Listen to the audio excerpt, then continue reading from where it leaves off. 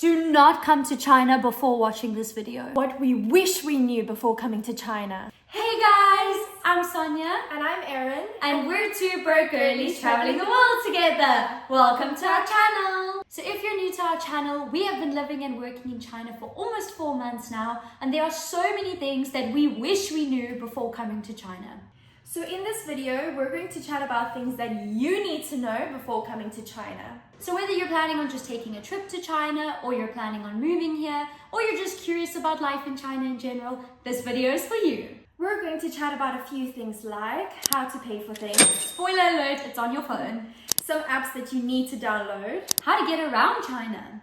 The language barrier and how to get by. Some tips on how to handle your money in China.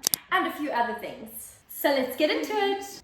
Now let's start with arguably the most important thing, a VPN. As I'm sure you know, most platforms like Google, YouTube, Instagram, and even WhatsApp are all banned in China. So if you want access to these platforms or you want to contact your family back home, you'll need a VPN. And don't worry, VPNs are not illegal in China. A few Chinese people actually use VPNs too, so don't stress about that. Yeah, a lot of Chinese people actually have VPNs, so don't worry. As for which VPN you should get, it depends on your budget and how long you plan on being in China for. We personally use Astral, which is one of the more premium and expensive options, but you can use it on up to 5 devices. So we share it, and we share it with our third friend, and we split the cost, and I think we pay about $60 each for a year subscription. So it's really not that bad at all. If you're coming for a short trip, you can get a monthly subscription if you like. There are other cheaper options out there like ExpressVPN, which costs around $8 to $10 per month. But we find Astral the most reliable, especially for long-term stays. No, especially for TikTok. It does not work on many other VPNs, to be honest. So this is what Astral looks like. This is the outside of the app. And basically you can choose the country you want to use. We use South Africa, but you can use any country.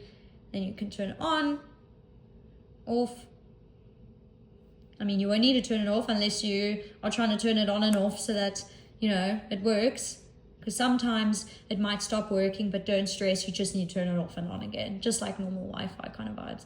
And voila, we have access to all our apps now. Here's TikTok, woohoo. Yay. Now let's talk about the basics. How do you even pay for things in China? Is it true that China is a cashless society? For the most part, yes. You can still use cash, but it's rare. And you'll definitely get some weird looks. And make sure that when you pay for things in cash, you have the right amount, because not every place will have change to give you. So true. Don't even bother with cash. Leave your cash at home. No one really uses bank cards to pay for things either. Like, most payments are made through mobile apps like Alipay and WeChat. These are 2 apps that you need to download immediately. Immediately. You're going to need these apps to pay for things like groceries, public transportation, hotel, accommodation anywhere, trains, anything you can think of, anything you need to pay for, you're going to need these apps. So let's quickly have a look at what the app looks like. So this is Alipay. You'll click on here. I'm not going to show it to you because it's my personal barcode, but your barcode's on there that you scan to pay for things. Transport, Didi, and yeah, that's Alipay. So this is WeChat. It's kind of like a normal messaging app. Everyone uses it for everything though. You also have pay and services. So this is my wallet. You can see I have 900 RMB at the moment. You can also top up your data on here. We haven't spoken about SIM cards, but you can get it at any China mobile store. Don't even worry about getting it at the airport. It's way cheaper at a China mobile store. You can pay for your utilities on here. So you can basically order your Didi on WeChat. So you don't even need to download the Didi app. And you can even pay your friends. For example, Eri paid me back earlier for Didi. So she sent me this and I accept. You can just send each other money, easy peasy. Then you can also scan. So this is how you'll scan to pay. Pretend my foot is a barcode at a restaurant. I would scan it, and that is how you pay for things. So public transport is pretty good here. You've got your metros, your trains, your buses, your Didis, and you have high-speed trains in most cities as well. But let's be real, trying to navigate the subway system in Chinese when you're new here, especially in a big city like Beijing, can feel like you're in a maze sometimes. Honestly, we recommend just sticking with Didi, but make sure that you have your phone charged. You will be relying on that a lot. For everything. Speaking of phones, let's talk about the language barrier. Mandarin is not a beginner's language. Trust us, we know. The tones are tricky, and even if you think you know how to pronounce something, you probably don't. No. But don't panic. While it is unrealistic to become fluent in Mandarin even before you arrive, it is good to know just basic phrases like hello, ni hao. Yes. Don't use hello there. I mean, they might know it, but ni hao. Or thank you, 谢谢. 谢谢. 谢谢你. Or 谢谢, depending on where you're from. Depending if you're right or you're wrong. Yeah. Don't take Chinese language advice from us though. Go learn it yourself and then come to China. That's the point of the... Even just knowing how to say hello and thank you, it'll help a lot. And the locals really do appreciate it when you try to speak the language. Yes. And for those moments where you can't communicate, make sure you have a translation app. Now, you should know that Google Translate does not work well in China because obviously Google is banned in China. So make sure you have maybe Apple Translate or Papago, any translation app that works for you. Make sure you have it on your phone. You're gonna need it. Before we move on, here's an important tip about something you might not even think about before coming to China, and that's medicine. Most medicines in China are very different from what you are normally used to. A lot of the medicine options are herbal or like traditional Chinese medicines, so it might not be what you're looking for, especially if it's to help with something like the flu or a headache. Yeah. So bring your emergency antibiotics. We always keep one with us when we're traveling, just in case. So we highly recommend bringing your own medicine before you come. Think like paracetamol, ibuprofen, Tylenol. We're not from America. We don't know what you guys use. We use MyPaid back home. And allergy tablets. Oh, and sleeping pills. Because sleeping in China is really hard for some reason. I don't know, but that's a story for another time.